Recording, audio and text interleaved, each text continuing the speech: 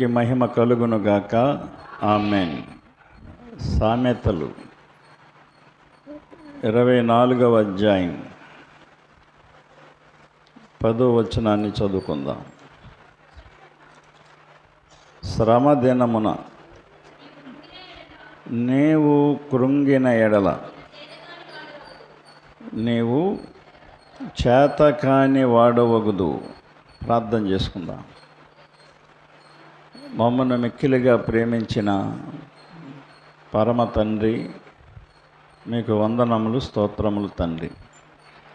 మా కొరకు ఈ లోకానికి వచ్చి ప్రాణమిచ్చి మమ్మల్ని రక్షించావు తండ్రి. మేము ప్రాణంతో ఉన్నంతకాలం నీ బిడ్డలుగా జీవించాలని మీరు ఆశిస్తున్నారు. ఆశ నెరవేర్చేవారిగా మమ్మల్ని, మా సంఘాన్ని ఉంచండి. వాక్యం మాట్లాడడానికి మీ ఆత్మ నడిపింపు నాకు దయచేయండి. వాక్యమయ్యున్న యేసయ్య నామమున ప్రార్థించి అడుగుచున్నాము తండ్రి. ఆమేన్. అందరికీ వందనాలండి. శ్రమ దినమున నీవు కృంగిన ఎడల చేతకాని వాడవగుదు. రాజైన సౌలుకి మహాశ్రమ వచ్చి పడింది. ఏంట శ్రమ అంటే ఫిలిష్తీయులతో యుద్ధం. ఫిలిష్తీయులందరిలో కూడా ఒక వీరుడు ఉన్నాడు, అతను గొలియాతు. గొలియాతు అన్నాడు, ఫిలిష్తీయులందరినీ కూడా మీరెవరు రానక్కర్లేదు, నేను ఒక్కడనే వెళ్ళి వారితో యుద్ధం చేస్తానన్నాడు. ఫిలిష్తీయుడు ఒక్కడు వచ్చి, గొలియాతు ఒక్కడు వచ్చి ఇశ్రాయేలీల్ని బెదిరించేవాడు అనమాట. ఓరోరి ఇశ్రాయేలీలారా, నేను ఒక్కడనే వచ్చాను యుద్ధానికి, మీలో కూడా ఎవడైనా ఒక్కడు ఎంచుకుని నాతో యుద్ధం చేయండి. నన్ను జయించినట్లయితే మా ఫిలిష్తీయులందరం మీ చేతి కింద ఉంటాం, నేను జయించినట్లయితే మా ఫిలిష్తీయుల చేతి కింద మీరు ఉండండి అని చెప్పి ప్రతిరోజు వచ్చి ఇశ్రాయేలీల్ని భయపెట్టేవాడు. ఇశ్రాయేలీలు సైన్యం అంతా కూడా భయపడ్డారు. రాజైన సౌలు కూడా గొలియాతుని చూసి భయపడ్డాడు. గొలియాతు 6 మూరల జానెడు వ్యక్తి అన్నమాట. ఇంచుమించు 10 అడుగులు హైటు, అంటే ఈ స్లాబ్ అంత ఎత్తు అతను. పెద్ద ఆకారం. వాడి శరీరాన్ని చూసి, వాడి ఆకారం చూసే భయపడిపోయారు వీళ్ళు. మనం చాలా శ్రమల్లో పడిపోయాం, బాధల్లో పడిపోయాం అని ఆ గుడారాల్లో వాళ్ళు దాక్కొని గొలియాతు వచ్చినప్పుడల్లా కూడా గొలియాతుకి ఎదురు పడకుండా, కనపడకుండా వణికిపోతూ ఉండేవారు. అలాగా 40 రోజులు ఆ గొలియాతు వాళ్ళ ముందుకు వచ్చి సవాలు చేసి తొడగొట్టి వెళ్ళేవాడు అనమాట. ఇక్కడ మనం సమూయేలు మొదటి గ్రంథం 17వ అధ్యాయము 16 వచనాన్ని మనం చూస్తే, ఆ ఫిలిష్తీయుడు ఉదయమునను సాయంత్రమునను బయలుదేరుచు 40 దినములు తన్ను తాను అగుపరుచుకొనుచు వచ్చాను. అది 40 రోజులైంది. అప్పటికి రాజు గుడారములో ఉన్నాడు. అక్కడంటే ఆ యుద్ధ ప్రాంతంలో టెంట్లు వేసుకున్నారు. ఆ టెంట్ల్లో వండుకుంటున్నారు, తింటున్నారు, వండుకుంటున్నారు, తింటున్నారు. కానీ ఇశ్రాయేలీలు ఎవడు కూడా ప్రార్థన చేయట్లేదు. రాజు కూడా ప్రార్థన చేయట్లేదు. ఎందుకంటే ఒక భయం వచ్చేసింది, దడ వచ్చేసింది, వాళ్ళకి పిరికితనం వచ్చేసింది, ప్రార్థనే మర్చిపోయారు. మనకు దేవుడు ఉన్నాడు, ఆయన్ని సహాయం అడుగుదాం, ఆయన్ని వేడుకుందాం, మనందరము కలిసి దేవుణ్ణి ప్రార్థన చేస్తే మనకి ఏదో ఒక దారి చూపెడతాడు అనే ఆలోచన ఆ సైన్యములో ఎవడికి రాలేదు. ఆ రాజ్యాన్ని, ఇశ్రాయేలుని పరిపాలిస్తున్న రాజుకి రాలేదు. ఈ రోజున కూడా కొన్ని భయాలు మనకు వచ్చినప్పుడు, శ్రమలు మనకు వచ్చినప్పుడు, శోధనలు మనకు వచ్చినప్పుడు, బలహీనతలు మనకు వచ్చినప్పుడు ప్రార్థన మర్చిపోతాం. ఏం చెయ్యాలి ఏంటని ఆలోచనలో పడిపోతాం. దీని నుండి ఎలా తప్పించుకోవాలి, ఏంటి, ఎలా బయటపడాలి, ఎవరి దగ్గరికి వెళ్దాం, ఎవరి కాళ్ళు పట్టుకుందాం, ఎవరిని అడుగుదాం.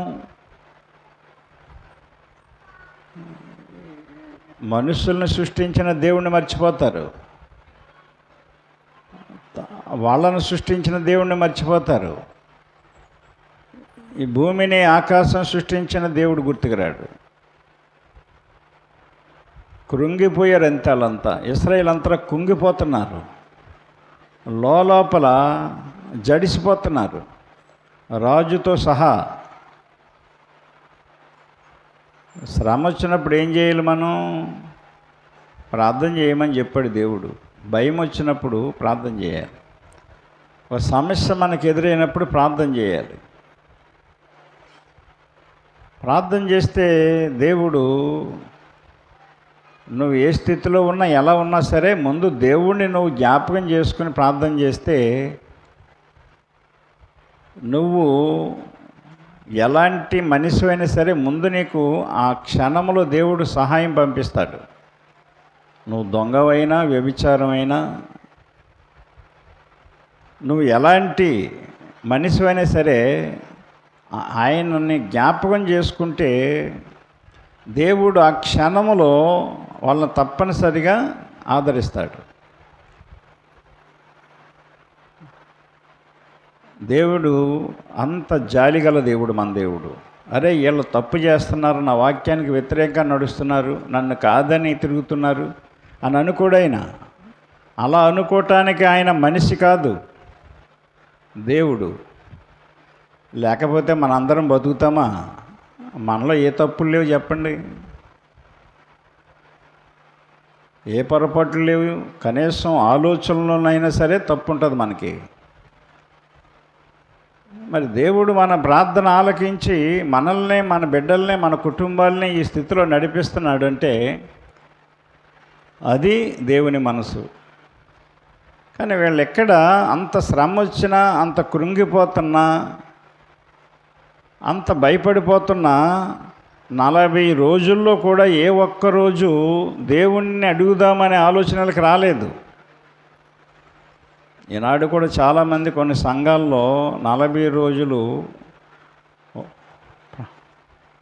లెంటి డేస్లో, శ్రమ దినాలని చెప్పేసి ప్రార్థన చేస్తూ ఉంటారు చాలామంది. నిజంగా ప్రార్థన చేస్తే వాళ్ళు ఆ 40 రోజుల్లో కుటుంబంతో సహా అందరూ మారిపోతారండి. నిజంగా ప్రార్థన చేస్తే. కానీ ఒట్టొట్టి ప్రార్థన అది, ఊరికి ఆచారయుక్తమైన ప్రార్థన. ప్రతి సంవత్సరం 40 రోజులు చేస్తూనే ఉంటారు. సంవత్సరానికి ఒక్కరు మారరు 40 దినాల్లోని. ఏంటంటే ప్రతి సంవత్సరం చేస్తూనే ఉంటారు. మనకి భయం కలిగినప్పుడు, మనకు ఒక శ్రమ వచ్చినప్పుడు దేవుని భయముతో మనం ప్రార్థన చేయాలి. ఇక్కడ 40 రోజుల గొలియాతు వచ్చే వాళ్ళని భయపెట్టి వెళ్ళాడు. 40 రోజుల్లో కూడా ఇశ్రాయేలీలు కానీ, అంటే సైన్యం కానీ, రాజు కానీ దేవుణ్ణి అడుగుదామనే ఆలోచన వారికి రాలేదు. అంటే పూర్తిగా మర్చిపోయారు అంతే. ఆ గొలియాతుని చూడగానే మైండ్ బ్లాక్ అయిపోయింది వాళ్ళకి. ఎందుకంటే అలాంటి ఆకారం ఉంది వాడికి. కొన్నిసార్లు మనం అలాగే మనకు వచ్చిన సమస్యల్లో మనం దేవుణ్ణి మర్చిపోతూ ఉంటాం. మనం యాకోబు రాసిన పత్రిక 5:13 యాకోబు గారి ద్వారా దేవుడు ఏం రాయించాడంటే,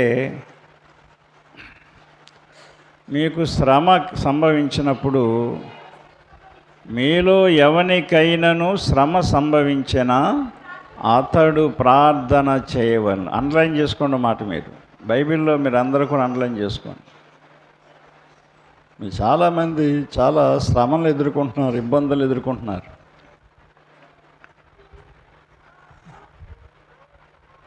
ప్రార్థన చేయాలి. మీరు ప్రార్థన చేయాలి. పాస్టర్ గారితో చెప్దాంలే అని చెప్పేసి ఆదివారం దాకా చూస్తూ ఉంటారు మీరు, లేకపోతే శనివారం ఉపవాస ప్రార్థన వచ్చేదాకా చూస్తూ ఉంటారు, మీరు చేసుకోరు. ఆ శనివారం ఉపవాస ప్రార్థనకు వచ్చినప్పుడు ప్రార్థన అవసరతలు ఏంటమ్మంటే, అయ్యగారు దీని గురించి ప్రార్థన చేయండి అంటారు. నీకు ఎప్పుడైతే శ్రమ సంభవించిందో వెంటనే నువ్వు ప్రార్థన చేయాలంతే. నువ్వు పనికి పోవటం కాదు, తొలుకు క్యారేజ్ పెట్టుకొని పనికి పోవటం కాదు, ఒక ఆయుధం పట్టుకొని పనికి వెళ్ళిపోయి పని చేసుకుని మళ్ళీ సాయంత్రం వచ్చి తెచ్చుకున్నది వండుకొని తినటం కాదు. ఆ రోజు నీ పనికొచ్చే రాబడి కంటే నీకు సంభవించే ఆపద, శ్రమ అది ఎక్కువ. నీ డబ్బులు చేయలేనటువంటి పని దేవుని ప్రార్థన చేస్తుంది. నీకున్న జనము చేయలేనిది కార్యాలు దేవుని ప్రార్థన చేస్తుంది నీకు. మీలో ఎవనికైనాను శ్రమ సంభవించినా అతడు ఆమె ప్రార్థన చెయ్యాలి. ప్రార్థన చేసుకోవాలి. ఇక్కడ సౌలు కృంగిపోతున్నాడు. అరే, ఇంత పేరు తెచ్చుకున్నాను నేను, ఇన్ని రాజ్యాలు జయించాను, ఇన్ని రాజ్యాలను ఓడించాను, ఎంతోమంది రాజుల్ని చంపాను, చాలా రాజ్యాలు నా వశం చేసుకున్నాను, ఇదేంటి వీడి ముందు నేను ఇలాగైపోయాను, లోపల కృంగిపోతున్నాడు. ఎందుకంటే సౌలు దేవునికి విరోధమైన మనసు వచ్చేసింది అతనికి. దేవుడు చెప్పిన మాట విన్నప్పుడు అతను జయాలు పొందాడు. ఎప్పుడైతే జయం వెనక జయం, జయం వెనక జయం, విజయం వెనక విజయం పొందుకుంటూ వచ్చాడో, ప్రజలు అతన్ని పొగుడుతూ ఉన్నప్పుడు అతనికి ఆటోమేటిక్గా గర్వం వచ్చేసింది. దేవుని మాట వినే స్థాయి దాటిపోయాడు. మనం కూడా కొన్ని సందర్భాల్లో మనకి 4 రకాలుగా కలిసి వచ్చినప్పుడు డబ్బులు, జేబుల్లో డబ్బులు, బీరువాల్లో డబ్బులు, బ్యాంకుల్లో డబ్బులు పోగైపోతాయి. ఆటోమేటిక్గా దేవునికి మించిన స్థాయిలోకి వెళ్ళిపోతాం మనం. ఇంకా ప్రార్థన ఉండదు, ఏమీ ఉండదు, ప్రార్థన వ్యూసే ఉండదు. ఏమీ లేనప్పుడు అలా చేయాలి, ఇలా చేయాలి, ఆ ప్రార్థనకి వెళ్ళాలి, ఈ ప్రార్థనకి వెళ్ళాలి, అలా ఉండాలి, ఇలా ఉండాలి అనిపిస్తుంది. ఎప్పుడైతే మనకి 4 వైపుల నుంచి కలిసి వచ్చిందో, నలుగురు పిలిచే కార్యక్రమాలు గుర్తొస్తాయి మనకి. నలుగురితో ప్రార్థన గుర్తురాదు. ఎవరెక్కడికి రమ్మంటే అక్కడికి వెళ్ళటం, ఏ ఫంక్షన్కి వెళ్ళటం, అలాగెళ్ళటం, ఇలాగెళ్ళటం, ఏదో సర్ది చెప్పేసుకుంటూ ఉంటాం. అప్పుడు నీకు మళ్ళా శ్రమలు మొదలవుతాయి, నీకు భయం మొదలవుతుంది, బాధ మొదలవుతుంది, కృంగిపోయే పరిస్థితి. ఏంటి ఎలాగైపోయింది నా పరిస్థితి? నీ పరిస్థితి అలాగే ఎందుకు అయిపోయిందంటే, నువ్వు దేవునికి ఇచ్చిన మాట మర్చిపోయావు, దేవుడు చెప్పిన మాట మర్చిపోయావు. అందుకనే మనం దేవుడు మనల్ని ఏ స్థితిలో పిలిచి మనకి బాధ్యత అప్పగించాడో ఆ స్థితిని మర్చిపోకుండా మనం కాపాడుకోవాలి. అది చాలా ప్రాముఖ్యం. అది నీ స్థితి పెరగవచ్చు, తరగవచ్చు, నీ పొజిషన్ బాగుండొచ్చు, బాగుండకపోవచ్చు. పొజిషన్ ముఖ్యం కాదు, అక్కడ నీ స్థితి ముఖ్యం. దేవునికి నీకున్న అనుబంధం, సంబంధం, దాన్ని మనం కాపాడుకోవాలి. కృంగిపోతున్నాడంతే. ఆ గుడారంలో ఉండి అక్కడి నుంచి బయటికి రాలేకపోతున్నాడు. ఆఫ్టర్ ఒక సైన్యంలో ఒక వ్యక్తి వచ్చి బెదిరించేస్తున్నాడు అంతే. ఒక సైనికుడు, గొలియాతు. ఆ గొలియాతు మామూలు మనిషి కదా అతను. గమనించండి, 17వ అధ్యాయం 4వ వచనం మనం చదివితే, గాతువాడైన గొలియాతు అని ఒక సూర్యుడు ఉండేను, ఒకడు ఫిలిష్తీయుల దండులో నుండి బయలుదేరుచుండేను. అతడు 6 మూళ్ళ జానెడు ఎత్తు మనిషి. ఎంత? 17వ అధ్యాయము 4వ వచనం కానీ చదువుతున్నాం. గాతువాడైన గొలియాతు అను సూర్యుడొక్కడు ఫిలిష్తీయుల దండులో నుండి బయలుదేరుచుండెను. అతడు 6 మూళ్ళ జానెడు ఎత్తు మనిషి. అతని తల మీద రాగి స్థిరస్త్రాణం ఉండేను. అదే నెత్తి మీద ఎనప టోపీ ఉంటుంది సైనికులకి, ఆ టోపీ అంట. అది రాగి శిరస్త్రాణం అంటారు దాన్ని, శిరస్సును కాపాడేది. అతడు యుద్ధ కవచము ధరించి ఉండేను. ఆ కవచము 5,000 తులముల రాగి ఎత్తుగలది. 5,000 తులములు ఎత్తు అంట. 5,000 తులములు బరువుతో రాగి కవచం చేయించుకుని తొడుక్కున్నాడంట బాడీకి. 5,000 తులములు బరువు మొత్తన్నాడంటే అసలు మనిషా ఏంటి? ఒకసారి ఆలోచించండి. రాగితో 5,000 తులముల రాగితో బాడీకి కవచం చేయించుకున్నాడు. దాన్ని బుల్లెట్ ప్రూఫ్ అంటారు ఇంగ్లీష్లో. బాడీకి ఏ బాణం వచ్చినా, కత్తితో పొడిచినా గుచ్చుకోకుండా. అర్థమైందా? మరియు అతని కాళ్ళకు రాగి కవచమును, అతని భుజముల మధ్య రాగి బల్లెం ఒకటి ఉండేను. అతని ఈటె కర్ర నేతగాని దోణి అంత పెద్దది. అది గోదావరి దాటే దోణి అంత పెద్దదంట. అతడు ఈటె కర్ర బాణానికి పెట్టి ఇలాగ లాగి వదిలేది. ఒక దోణి సైజ్ అంట. అంటే అది ఎలా ఉండి ఉంటాడో చూడండి. నిజంగానే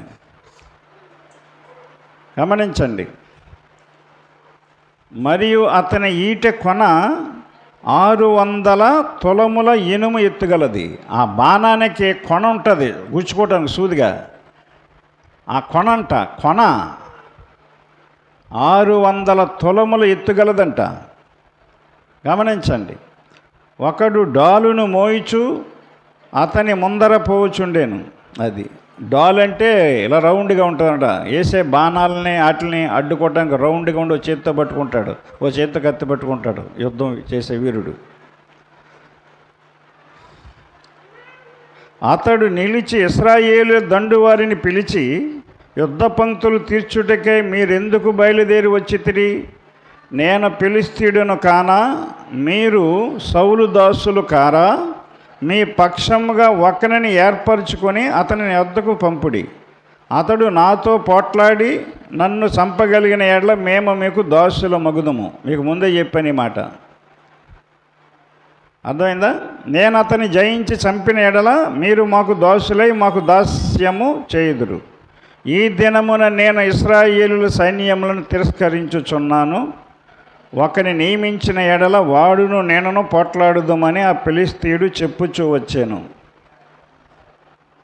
సౌలును ఇశ్రాయేలీలందరూ ఆ ఫిలిష్తీయుని మాటలు వినినప్పుడు బహుభీతులైరి, భయముతో వణికిపోయారంటండి.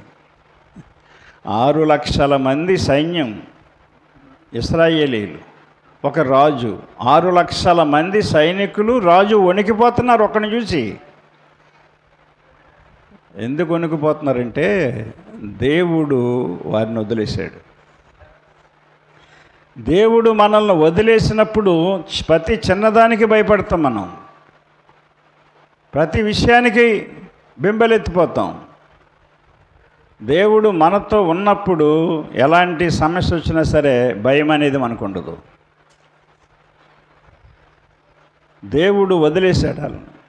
ఎందుకంటే సౌలు రాజు దేవుని మాట వినలేదు కాబట్టి దేవుడు సౌలును వదిలేశాడు. భయంతో వణికిపోతున్నాడు, కృంగిపోతున్నాడు, నలిగిపోతున్నాడు. ఏం చేయాలో అర్థం అవట్లేదు. మైండ్ పూర్తిగా బ్లాక్ అయిపోయింది. అసలు ఆలోచన రావట్లేదు అతని మైండ్లోకి.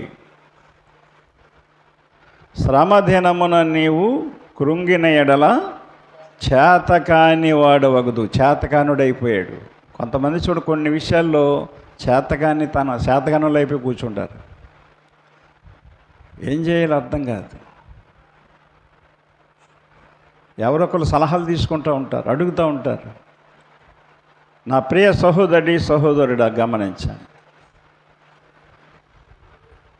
అయినా సరే దేవుడు తన ప్రజలైన ఇశ్రాయేలీలు ఓడిపోవటానికి ఇష్టపడలేదు. వాళ్ళు ప్రార్థించకపోయినా, ప్రార్థన చేయకపోయినా, రాజు దేవుని మాట వినకపోయినా, ఆ సైన్యం వెనకాల ఇశ్రాయేలీ ప్రజలు ఉన్నారు. సైన్యంతో పోదు ఇది. ఈ సైన్యం ఇక్కడ ఓడిపోతే ఇశ్రాయేల్ అందరూ కూడా బానిసలు అయిపోతారు. తన ప్రజలు వెనక ఉన్న ప్రజల్ని గుర్తు చేసుకున్న దేవుడు అప్పుడు దావీదుని అక్కడ రంగంలో దించాడు. అక్కడ అర్థమైందా? దావీదుని పంపించాడు అక్కడికి, ఆ యుద్ధ రంగానికి.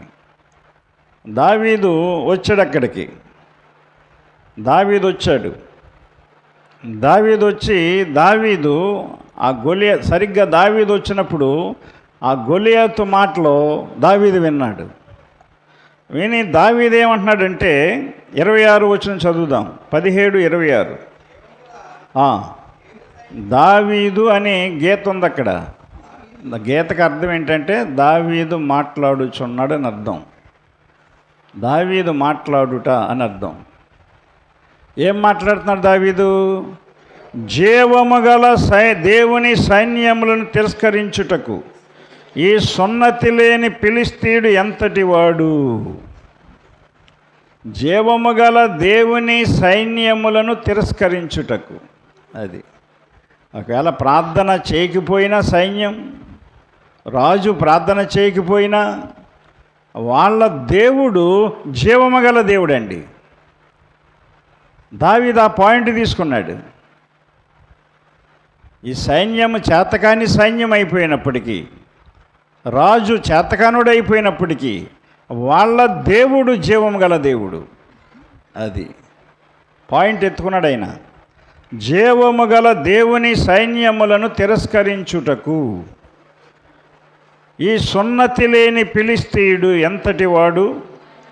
వాని చంపి ఇశ్రాయేలీల నుండి ఈ నింద తొలగించిన వానికి బహుమతి ఏమని తన యొద్ద నిలిచిన వారిని అడిగాడు. వీడిని చంపి ఈ నింద మీ నుండి తొలగించడానికి రాజుగారు ఏ బహుమానం ప్రకటించాడని అడిగాడు. జనులు వాని చంపిన వానికి ఇట్టిట్లు చేయబడునని అతనికి ఉత్తరం ఇచ్చిరి. గమనించండి, అతన్ని చంపినోడికి ఇలాగ చేస్తాడని వివరించి చెప్పారు. అప్పుడు నన్ను రాజు దగ్గర తీసుకెళ్ళమని చెప్పాడు. రాజున్న గుడారం దగ్గరికి దావీదుని తీసుకెళ్ళారు. 32వ వచనం. దావీదు ఈ ఫిలిష్తీయుని బట్టి ఎవని మనస్సును కృంగ నిమిత్తము లేదు, మీ దాసుడనైన నేను వానితో పోట్లాడుదునని దావీదు సౌలుతో అనగా. అది రాజు దగ్గర తీసుకెళ్లారు ఇతన్ని. దావీదు ఎంతకే బాలుడు, మీసాల కూడా రాలేదు, చిన్న కుర్రోడు. వాళ్ళ అన్నయ్యలు ఆ సైన్యంలో సైనికులుగా ఉన్నారు. అన్నయ్యల దగ్గరికి వచ్చాడు అతను. జున్నుగడ్డలో మాంసం రొట్టె పట్టుకుని వాళ్ళ నాన్నగారు పంపిస్తే, ఒరే అన్నయ్యలు అరణ్యంలో యుద్ధం చేస్తున్నారు, ఒక అడుగు ఈ జున్నుగడ్డలో మాంసం పట్టుకెళ్ళి అన్నయ్యలకి ఇచ్చేస్తారా అని వాళ్ళ తండ్రి పంపించాడు అన్నయ్యల దగ్గరికి. అన్నయ్యల దగ్గరికి ఆ జున్నుగడ్డలో మాంసము రొట్టెలు పట్టుకొచ్చాడు దావీదు. అన్నయ్యలోమో సైనికులుగా ఉద్యోగం చేస్తున్నారు. సరిగ్గా దావీదు వచ్చేసరికి ఆ గొలియాతు కేకలేస్తున్నాడు. ఆ మాటలు విని ఇతను ఎంటర్ అయ్యాడు అనమాట అందులోకి. కుర్రోడైనప్పటికీ కూడా నేను వాడిని చంపేస్తానంటున్నాడు. అన్నయ్యలోమో ఆజానబాహులు, యుద్ధవీరులు. దావీదికి ఏ యుద్ధం రాదు, ఏమీ తెలియదు. గొర్రెలు కాసుకునేవాడు, గొర్రెల వెనకాల తిరిగేవాడు. నేను వాడిని చంపేస్తాను, చంపినోడికి ఏమిస్తారు బహుమతి ఏమని చెప్పి అడిగి తెలుసుకున్నాడు వివరాలు. తెలుసుకొని రాజుగారి దగ్గర నన్ను తీసుకెళ్ళను అన్నాడు. రాజుగారి దగ్గర తీసుకొచ్చారు. రాజుగారు అంటున్నాడు, ఈ ఫిలిష్తీని బట్టి ఎవని మనస్సు కృంగ నిమిత్తము లేదు రాజా. మీ దాసుడునైన నేను, మీ రాజ్యములో బతుకుతున్న నేను, మీ పరిపాలనలో బతుకుతున్న నేను వానితో పోట్లాడుదునని దావీదు సౌలుతో అనగా, రాజుతో అన్నాడు. రాజు పేరు సౌలు. ఆ సౌలు ఏమంటున్నాడు చూడండి. సౌలు, ఈ ఫిలిష్తీని ఎదుర్కొని వానితో పోట్లాడుటకు నీకు బలము చాలదు అంటున్నాడు రాజు. రే అబ్బాయి, నువ్వు వాడితో పోట్లాడడానికి నీకు బలం సరిపోదరా అంటున్నాడు. నువ్వు బాలుడువు, ఇంకా మీసాలు రాలేదు నీకు. వాడు బాల్యము నుండి యుద్ధాభ్యాసం చేసినవాడు అని దావీదుతో అన్నాడు. నేను వాడిని చంపేస్తాను, యుద్ధం చేస్తానని వస్తే ఈ రాజులో ఉన్న భయము ఆడిని, ఆ దావీదుని కూడా భయపెట్టేస్తుంది. రాజులో ఉన్న పిరికితనం ఆ దావీదుని కూడా పిరికివాడికి చేసేస్తుంది. కొన్ని సందర్భాల్లో మనము అలాగే మాట్లాడతాం. ఎవరైనా ఏదైనా మనకున్న సమస్యల్లో వచ్చి వాళ్ళు మనకి సహాయం చేయాలనుకున్నప్పుడు, అబ్బాయి కుదరదండి, మీ వాళ్ళు అవ్వదండి, అబ్బాయి మీరు చేయలేరండి అని మాట్లాడతాం. ఈ రాజు అలాగే మాట్లాడుతున్నాడు. వానిని ఎదుర్కొని నువ్వు పోట్లాడడానికి నీకు బలము సరిపోదు, నువ్వు బాలుడువు. ఆడోమో బాల్యము నుండి యుద్ధాభ్యాసం నేర్చుకొని గొప్ప వీరుడైపోయాడు అని చెప్పాడు. అప్పుడు దావీదు రాజుతో చెప్తున్నాడు, మీ దాసుడునైన నేను నా తండ్రి యొద్ద గొర్రెలను కాయిచుండగా, అంటే నేను గొర్రెలు మేపుకునేవాడిని. దావీదు దగ్గర ఏమీ లేదు, కర్ర తప్ప. గొర్రెలను కాసుకున్న కర్ర ఒకటి ఉంది. ఈడేం చంపుతాడని అనుకున్నాడు రాజు. ఈ కుర్రోడీడు బొడ్డోడు, వీడు కర్ర చేత్తో పట్టుకొని చంపేస్తున్నాడు ఏంటి అనుకున్నాడు. అప్పుడు దావీదు దేవుడు తన పట్ల చేసిన కార్యాలను అక్కడ చెప్పాడు.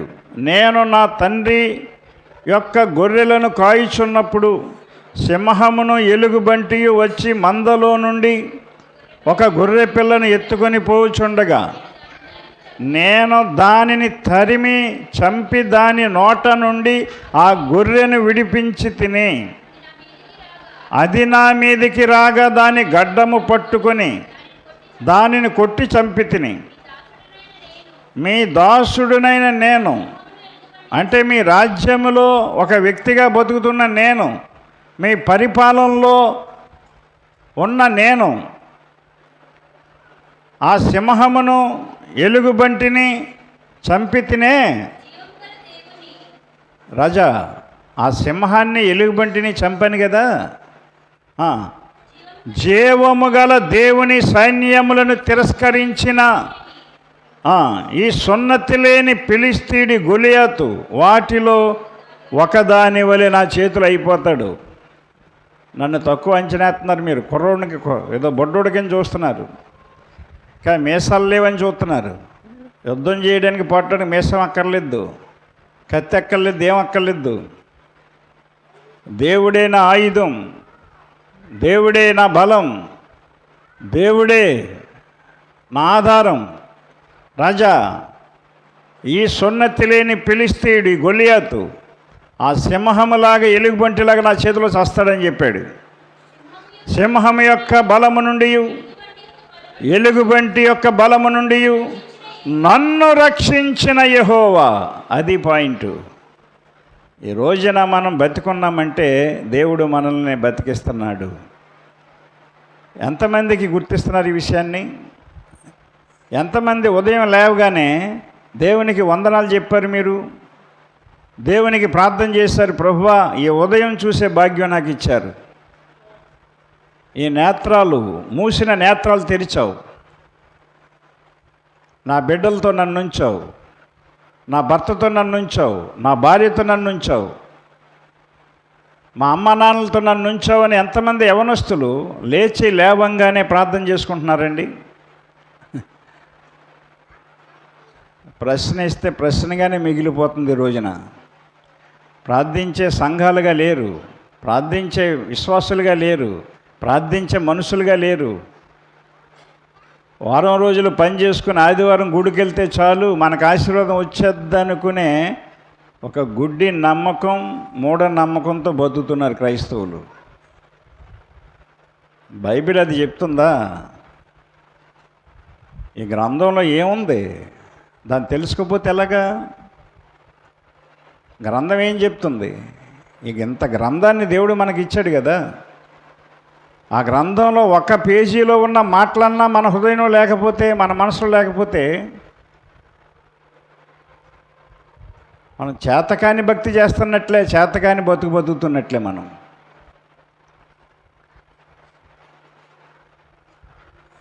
చేతకానోళ్ళ కింద అయిపోయారు ఇశ్రాయేలు సైన్యం అంతా. ఆ రాజు కూడా చేతకానుడు అయిపోయాడు. ఎందుకో తెలుసా? దేవుని మాటలు మర్చిపోయారు వాళ్ళు, దేవుణ్ణే మర్చిపోయారు వాళ్ళు. ఈరోజు మనలాగా మనం బాగా వింటున్నాం, నేను మర్చిపోలేదని అని అనుకుంటున్నారు మీరు లోపల. మీరు మర్చిపోయారు దేవుణ్ణి. మర్చిపోకపోతే దేవుని క్రియలు ఏమున్నాయి మీలో? దేవుని వాక్యము ఏమి నెరవేరుస్తున్నాం మనం ఈ రోజున క్రైస్తవులు? మీరంటే మీరు కాదు, క్రైస్తవులను ఉద్దేశించి మాట్లాడుతున్నాను నేను. ప్రతి సంఘం, ప్రతి క్రైస్తవుడి గురించి మాట్లాడతాడు వాక్యం, మీ గురించే కాదు. మీరంటే మిమ్మల్ని అనుకోకండి. దేవుని వాక్యం అందరికీ, ఆయన అందరికీ ప్రభు, అందరికీ దేవుడు. ఈ వాక్యం అందరికీ, ఎక్కడున్న మనకి, ఆ సంఘంలో ఉన్న వాళ్ళకి, ఆ సంఘంలోకి, అసలు దేవుడిని నమ్మిన అందరికీ ఇది.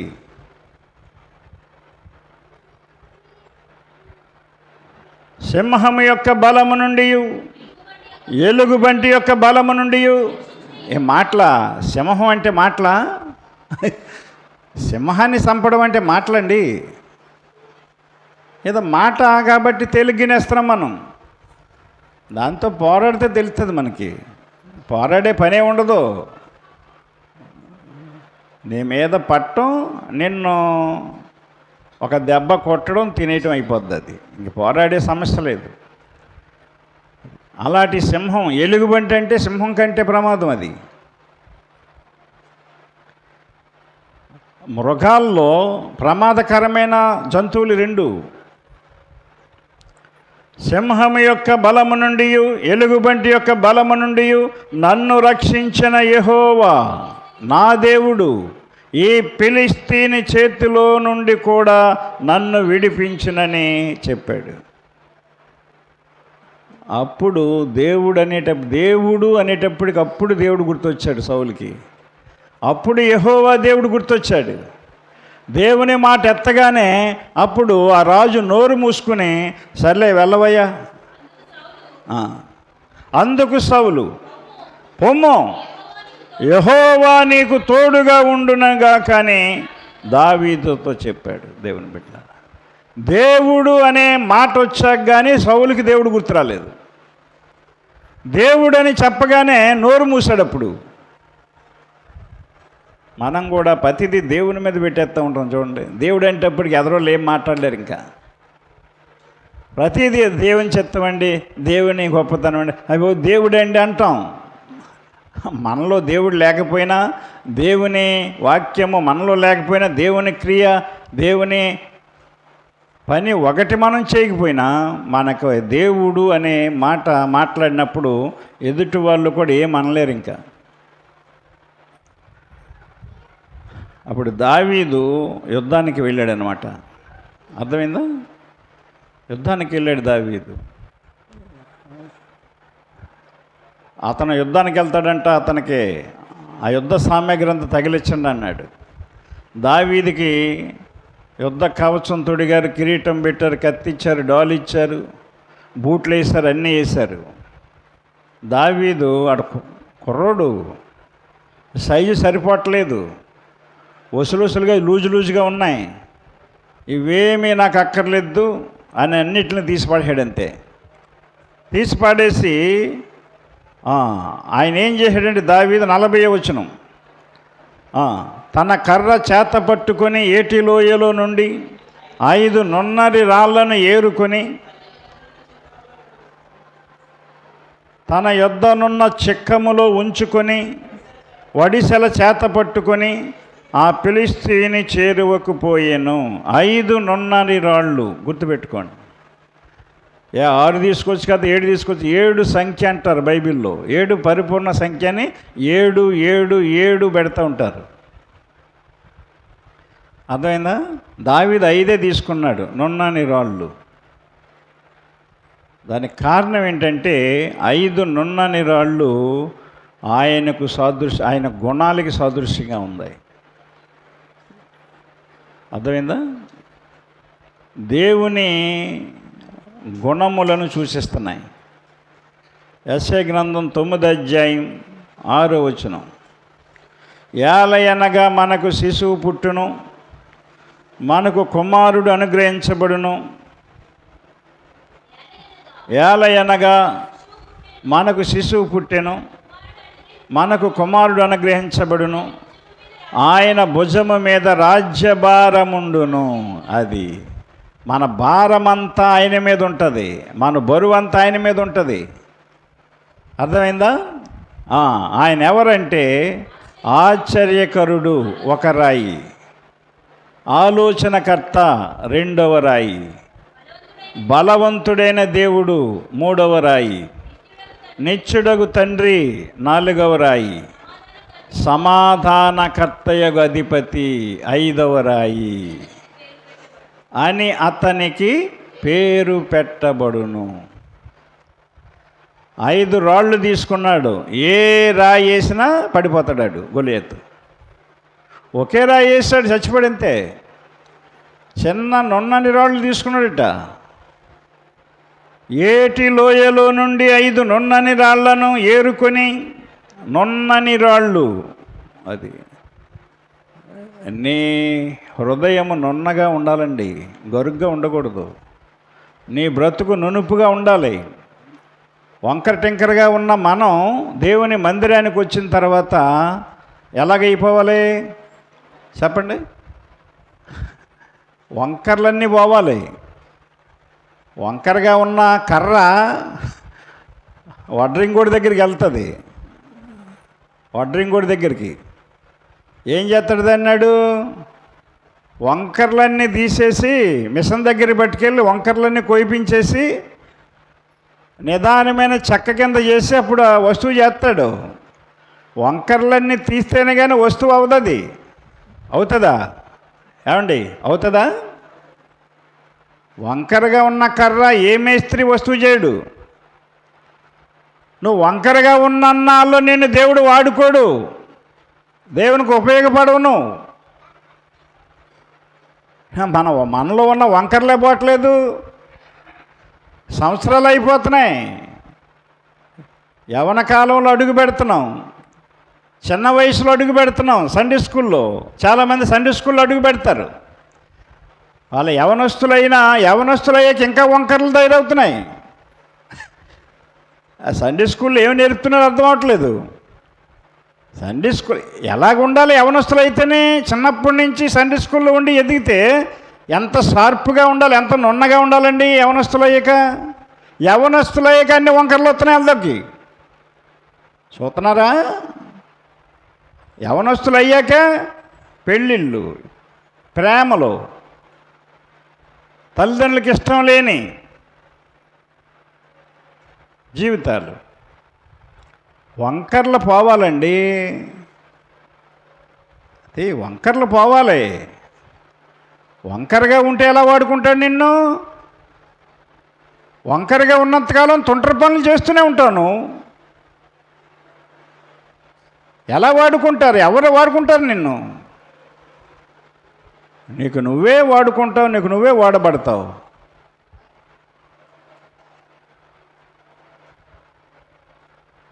నున్నని రాళ్ళు, నున్నగా తయారవ్వాలి. ఇక్కడ మనం ఉపవాసం ఉండి ప్రార్థన చేస్తేనే కానీ నీ వంకర్లు పోవు. అలాంటి ప్రార్థనకి వెళ్ళాకే నా వంకర్లన్నీ పోనాయి. లోదరంలో ఉన్నంతకాలం నా వంకర్లు బాగలేదు, ఇంకా వంకర్లు అలాగే పెరిగి. ఆ సంఘములో వంకర్లు తీసే మేస్త్రులు లేరు, వంకర్ని తిన్నంగా చేసే ప్రార్థన లేదు. ఇప్పటికీ వంకరగానే ఉంటారు అక్కడ. అదే ఇష్టం. ఆ తల్లిదండ్రులు వంకరగానే ఉంటారు, పెద్దలు వంకరగానే ఉంటారు. అదే వాళ్ళకి ఆనందం, అదే భక్తి, అదే సంతోషం. వంకర్లు పోవటానికి రావాలి ఇక్కడికి మనం. చాలా రాళ్ళు ఉన్నాయి ఆ ఇసుకలో, ఆ ఏటిలో. ఇసుకలో బోల్డ్ రాళ్ళు ఉంటాయి, అందులో నున్నని రాళ్ళు ఆయన తీసుకున్నాడు. 5 రాళ్ళు దేవుని శక్తి కలిగినవి, దేవుని గుణాలు. అది దాని సాదృశ్యం. అక్కడ చెక్కములో ఉంచుకున్నాడు. గమనించండి, చెక్కము హృదయానికి సాదృశ్యం. తన హృదయములో దేవుడే ఉన్నాడంతే, దేవుడే ఉన్నాడు. చెక్కము హృదయానికి సాదృశ్యం. దేవుని గుణగణాలని హృదయంలో ఉండాలి ఎప్పుడు. నా దేవుడు ఎలాంటోడు, నా దేవుడు ఎలాంటి శక్తి కలిగినోడని. హృదయంలో ఏముంటాయి మనకి? హృదయంలో ఏముంటాయని చెప్పాడైనా? దురాలోచనలు ఉంటాయంట. మార్కు సువార్త 7వ అధ్యాయం 21వ వచనం చదవండి. మీకు ఎక్కడికి వెళ్ళినా ఇలాంటి వాక్యాలు చెప్పరు మీకు. ఎందుకంటే రెండమ్మ దేవుడు దీవించినగాక ఆశీర్వించినగాక అంటారు అంతే, రావు ఏమీ నీకు. మార్కు సువార్త 7వ అధ్యాయం 21వ వచనం, లోపలి నుండి అనగా మనుష్యుని హృదయములో నుండి దురాలోచనలను, జారత్వములను, దొంగతనములను, నరహత్యలను, వ్యభిచారములను, లోభములను, చెడుతనములను, కృత్రిమమును, కామ వికారమును, మత్సరమును, దేవదూషణయు, అహంభావమును, అవివేకమును వచ్చును. ఈ చెడ్డవన్నీ లోపల నుండియే బయలు వెళ్ళి మనుష్యుని అపవిత్రపరచునని ఆయన చెప్పాను. ఆయన అంటే యేసుప్రభు చెప్పాడు. మనుష్యునిగా ఉన్నంతకాలం మన హృదయంలో ఇవే ఉంటాయి. మనం క్రైస్తవునిగా పూర్తిగా మారితే ఇవన్నీ పోతాయి. నువ్వు బాప్తిసం పొందితే క్రైస్తవుడు అవ్వవు. సంఘములో చేర్చబడితే క్రైస్తవుడైనట్లు కాదు. నీ మనసు మారాలి, మారు మనసు పొందాలి. నువ్వు నీ మనసులో ఉన్న ఇవన్నీ పోవాలి. అప్పుడు నువ్వు క్రైస్తవుడు అయినట్లు. అప్పుడు ఆయన గుర్తిస్తాడు నిన్ను. సంఘంలోకి చేరి ఇవన్నీ మనసులో పెట్టుకుని బాప్తిసం పొందావనుకో, సంఘం గుర్తింతుంది, పాస్టర్ గుర్తింతాడు నేను క్రైస్తవుడని, మా సంఘస్థుడని. దానివల్ల ఏమీ రాదు మీకు, దానివల్ల ఏమీ రాదు మనకి. సంఘంలో చేర్చబడినంత మాత్రాన ఆశీర్వాదం రాదు, బాప్తిసం పొందినంత మాత్రం దీవెన రాదు. నీ హృదయములో నుండి ఇవన్నీ పోవాలి. ఇవన్నీ వంకరగానే ఉంటాయి లోపల. ఆ వంపులన్నీ చెక్కబడాలి, నున్నబడాలి. నువ్వు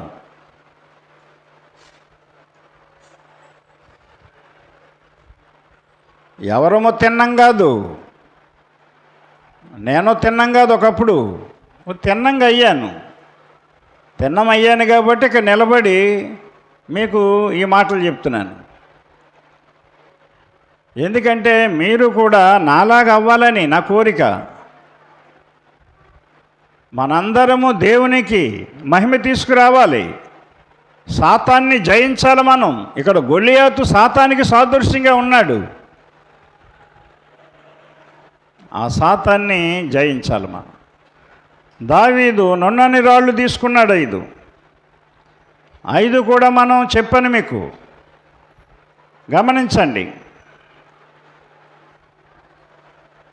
చిక్కములో ఉంచుకున్నాడు, హృదయములో ఉంచుకున్నాడు దేవుని శక్తి. అదే చెప్పాడు అక్కడ, సింహము యొక్క బలము నుండి, ఎలుగుబంటి యొక్క బలము నుండి నన్ను రక్షించిన యెహోవా అన్నాడు. అంతే. నేను సింహాన్ని చంపేశాను, ఎలుగుబంటిని చంపేశానని చెప్పలేదు అక్కడ రాజుకి. అలా చెప్తే రాజు నమ్మడు. మరి పోరా, నువ్వు ఎక్కడ చంపావు అంటాడు. నా దేవుడు చంపాడు వాటిని నోట నుండి నన్ను నేను కాచే గొర్రెపిల్లని రక్షించాడు అని చెప్పాడు. చెక్కములో ఉంచుకొని వడిసెల చేత పట్టుకొని, వడిసెల విశ్వాసానికి సాదృశ్యం, గుర్తుపెట్టుకోండి. వడిసెల అంటే విశ్వాసం. విశ్వాసం ఉండాలి మన దగ్గర. విశ్వాసం ఉన్నప్పుడే దేవుడు మన హృదయంలో ఉంటాడు. విశ్వాసం ఉన్నప్పుడే దేవుని గురించి మనం నమ్మకం కలిగి ఉంటాం. అది వడిసెల అంటే విశ్వాసం. విశ్వాసం ఉంది కాబట్టి ఆ గొలియాతుని నేను చంపేస్తాను, నా దేవుడు నాతో ఉంటాడు, నా దేవుడు యుద్ధం చేస్తాడు. సింహాన్ని ఎలుగుబంటిని ఎలా చంపాడు, వాటికంటే గొప్పడు ఏంటని లెక్కేసేసాడు దావీదు. సింహం కంటే ఎలుగుబంటి కంటే గొప్పడు ఏటీడు ఈ గొలియాతు అని అంచనేసేసాడు. అంచనేసి ధైర్యంగా రాజు దగ్గరికి వెళ్ళాడు అనమాట. ఎందుకంటే దావీదుకి భక్తి ఎక్కువ కాబట్టి ధైర్యం ఎక్కువ. నీ భక్తి నీకు ధైర్యము పుట్టింపదా అంటాడు. భక్తి ఉంటే ధైర్యం వస్తుందండి. ఎటువంటి సమస్య అయినా సరే ఏం కాదు, అది దేవుడే చూసుకుంటాడు, తప్పకుండా చూసుకుంటాడు ఆయన. ఆలోచన చేసుకోండి. దేవుని బిడ్డలారా గమనించండి. అవి తీసుకుని గొలియాతు దగ్గరికి వెళ్ళాడు. గొలియాతు దగ్గరికి వెళ్ళినప్పుడు గొలియాతు మనం చూసినప్పుడు చూడండి, అక్కడ కర్ర పట్టుకుని వెళ్తున్నాడు కదా. దావీదు చాలా అందగాడు, చాలా ఎర్రగా ఉన్నాడంట. 42వ వచనం, చుట్టూ పార చూసి దావీదును కనుగొని ఫిలిష్తీయుడి దగ్గరికి వెళ్తున్నాడు. గొలియాతు దగ్గరికి వెళ్తుంటే గొలియాతు దావీదును చూశాడు. దావీదును కనుగొని అతడు బాలుడై ఎర్రటివాడును రూపశ్రీనై ఉండుట చూచి అతన్ని తృణీకరించాను. ఈడాడు కుర్రోడీడు, చక్కగా నున్నగా అందంగా ఉన్నాడు, ఎర్రగా ఉన్నాడు, చక్కగా ఉన్నాడు ఈడు అని తృణీకరించాడట, తీసి పాడేశాడు. ఫిలిష్తీయుడు కర్ర తీసుకుని నీవు నా మీదకి వచ్చుచున్నావే, నేను కుక్కనా అని దావీదుతో చెప్పి తన దేవతల పేరట దావీదును శపించాడట. కర్ర, గొర్రెలను కాసుకునే కర్ర తీసుకుని వెళ్ళాడు యుద్ధానికి. చిక్కముంది సంకలో. గమనించండి, దేవతల పేరట శపించాడట దావీదుని. నా దగ్గరకు రారా, నీ మాంసమును ఆకాశ పక్షులకును భూమృగములకును ఇచ్చి వేతునని ఆ ఫిలిష్తీయుడు దావీదుతో అనగా, దావీదు అంటున్నాడు, నీవు కత్తెయు ఈటియు బల్లెమును ధరించుకొని నా మీదికి వచ్చుచున్నావు. అయితే నీవు తిరస్కరించిన ఇశ్రాయేలీల సైన్యములకు అధిపతియగు యెహోవా పేరట నేను నీ మీదికి వచ్చుచున్నాను. ఆమేన్ చెప్పండి అందరూ. అది దేవుని పేరట మనం ఎక్కడికి వెళ్ళాలండి, ఏ పని చేసినా చేయాలండి. కొంతమందికి దేవుని ప్రార్థనే ఉండదు. దేవుని ప్రార్థన చేయించరు, దీనికి చేయించుకోరు. దేవుని పేరట మనం ప్రార్థన చేసుకోవాలి. ఎటువంటి శోధనైనా బాధైనా లేకుండా పోతాయి మనకి. నువ్వు దేవతల్ని పేరిట నన్ను శపిస్తున్నావు, నేను ఇశ్రాయేలీల సైన్యములకు అధిపతియగు యెహోవా పేరట నేను నీ మీదకి వస్తున్నాను. నిన్ను నేను శపించను, నువ్వు నన్ను శపించావు. అది నీ నేచర్, నీ బుద్ధి. నేను మాత్రం నిన్ను శపించను. ఆయన పేరట మాత్రం నీ మీదకి యుద్ధానికి వస్తున్నాను. ఈ దినమున యెహోవా నిన్ను నా చేతికి అప్పగిస్తాడు. నేను నిన్ను చంపి నీ తల తెగవేతును.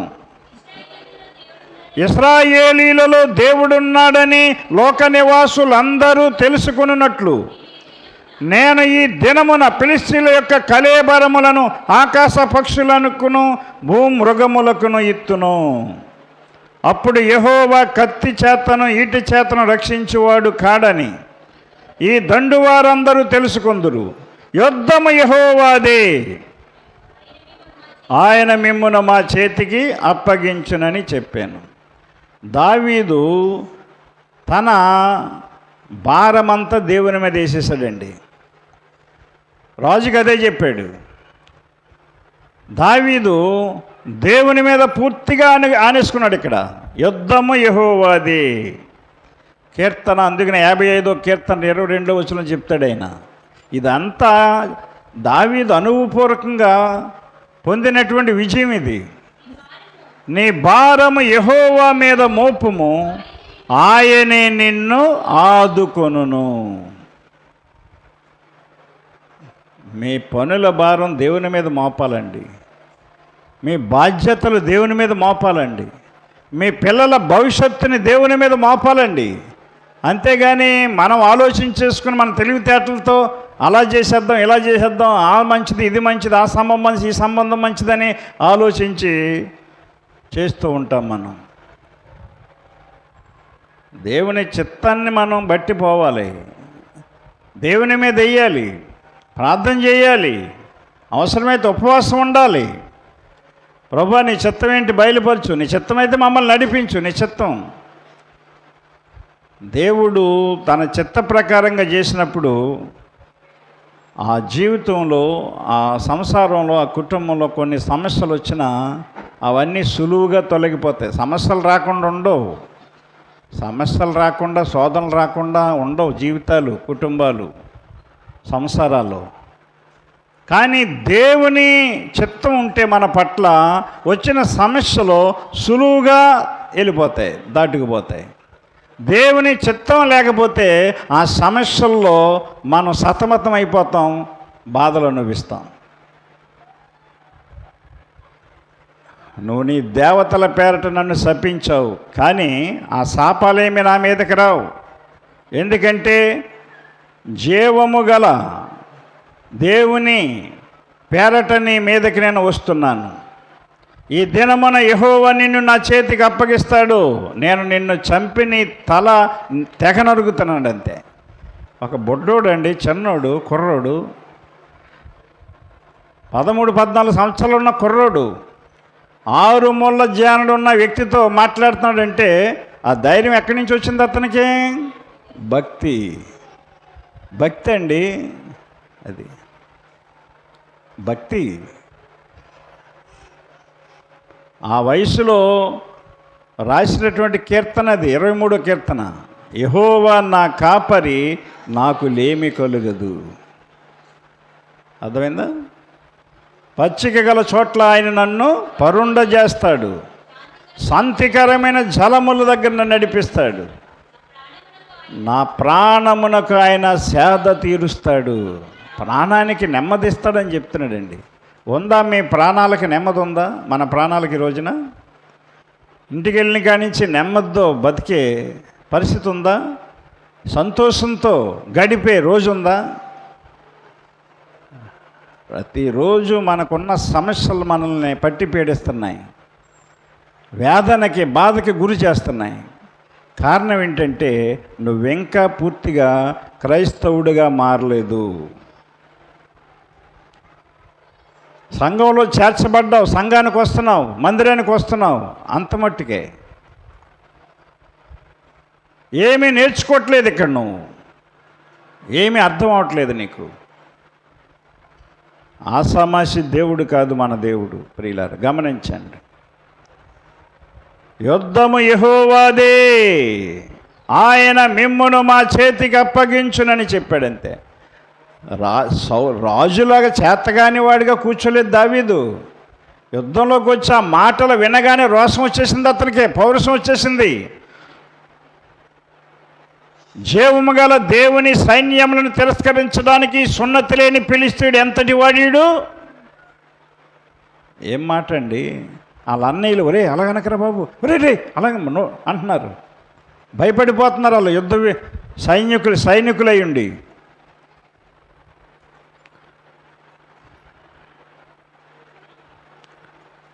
నలభై 48వ వచనం.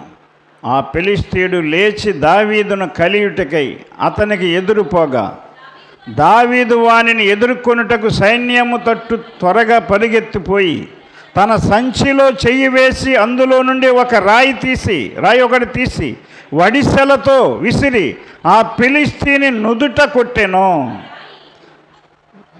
ఆ గొలియాతు ఈ దావీదు మీదకి వచ్చేస్తున్నాడు, కత్తి పట్టుకుని ఈటు పట్టుకుని. అప్పుడు దావీదు ఏం చేశాడంటే వడిసెల తెలుసా మీకు, చిన్నప్పుడు వడిసెలతో ఆడేవాళ్ళు. అందులో రాయి పెట్టి ఇలాగ తిప్పి వదిలితే మేము కాలువ కొట్టి యువతలుండి అవతలకి వేసేవాళ్ళు. ఒడిసెల. ఇప్పుడు ఆటలు లేవు. ఇప్పుడు ఏ ఆటలు లేవు కుర్రోళ్ళకి. ఏ ఆట ఇప్పుడు వాళ్ళకు ఉంది? మందాట. ఇప్పుడు ఆటలు లేవు కుర్రోళ్ళకి, స్పోర్ట్స్ లేవు. అన్నీ ఆటలు ఆడేవాళ్ళు మేము.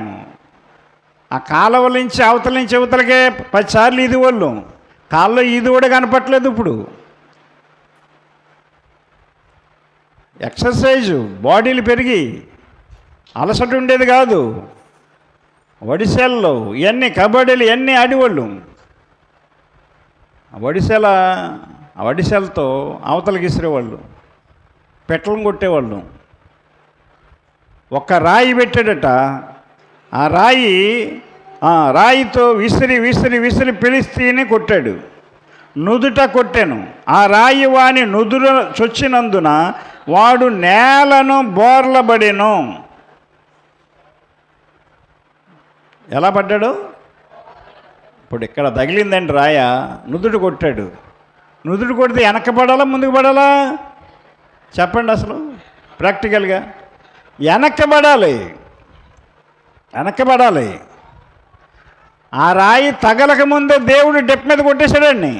వెనకాల వచ్చి ముందు పడిపోయాడు అనమాట. అర్థమైందా? బోర్లా పడ్డాడు. ఎదర తగిలితే వెనక్కి పడాలి మనం. చదవండి అక్కడ. ఆ రాయి ఒకటి తీసి వడిసెలతో విసిరి ఆ ఫిలిష్తీయుని నుదుట కొట్టెను. నుదుటంటే ఇది. ఆ రాయి వాని నుదురు చొచ్చినందున వాడు నేలను బోర్లా పడెను. ఎల్లకిల్లా పడ్డాడు కాదు, బోర్లా పడ్డాడంట.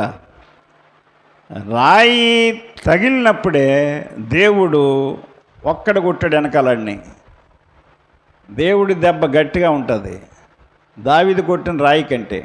ఆ రాయి కూడా ఆయనే కనుక ముందుకు పడిపోయాడు బోర్లా. గమనించండి, దావీదు ఫిలిష్తీని కంటే బలార్జుడై ఖడ్గము లేకయే వడిసెలతోనూ రాతితోనూ ఆ ఫిలిష్తీని కొట్టి చంపెను. దేవునికి మహిమ కలుగునుగాక. అది దేవుని మీద ఆనుకొని మనం ఏ పనికి వెళ్ళినా దేవుడు మనకి విజయం ఇస్తాడు. 5 నున్నని రాళ్ళు క్రీస్తుకు సాదృశ్యంగా ఉన్నాయి. ఆశ్చర్యకరుడు, ఆలోచనకర్త, బలవంతుడైన దేవుడు, నిత్యుడగు తండ్రి, సమాధానకర్తయగు అధిపతి నీకు తోడుగా ఉంటే ఆ సాతాను నిన్నేం చేయలేదు, నీ కుటుంబాన్ని ఏం చేయలేదు, నీ బిడ్డల్ని ఏం చేయలేదు. నా ప్రియ సహోదరుడా సహోదరి, శ్రమ దినమున నీవు కృంగిన ఎడల చేతకాని వాడు వగుదు. బాధ వచ్చిందని, భయం వచ్చిందని, దిగులు వచ్చిందని ఇంట్లో కూర్చొని నువ్వు బాధపడుతూ కాదు. రా ప్రార్థనకి రా, ఉపవాస ప్రార్థనకి రండి, ప్రార్థన చేసుకోండి. వంకరగా ఉన్న మీరు నిదానంగా మారండి. నున్నగా మారాలి మనం, గజిబిజిగా ఉండకూడదు. ఆడికి చాలా గత్రోడండి, చాలా తుంటరండి, దేవుణ్ణి నమ్ముకొని దేవుని సంఘంలో పాటలు పాడుతూ తుంటర పనులేటి ఇంకానే, దేవుని సంఘంలో పరిచర్య చేస్తూ ఇంకా వంకర పనులేటి అంటున్నాను. తొక్కి నార తీసేయాలంతే పాస్టర్ అలాంటి అతల బొమ్మనలకి సంఘం నుంచి. ఎప్పుడు బాగవుతారండి? ఎప్పుడు నున్నగా అవుతారు? ఎప్పుడు నునుపుగా తయారవుతారు? ఎప్పుడు మీ వంకరలు పోతే ఇంకా వంకర పనులు, వంకరేసలు, వంకర జీవితాలు, వంకర మాటలు.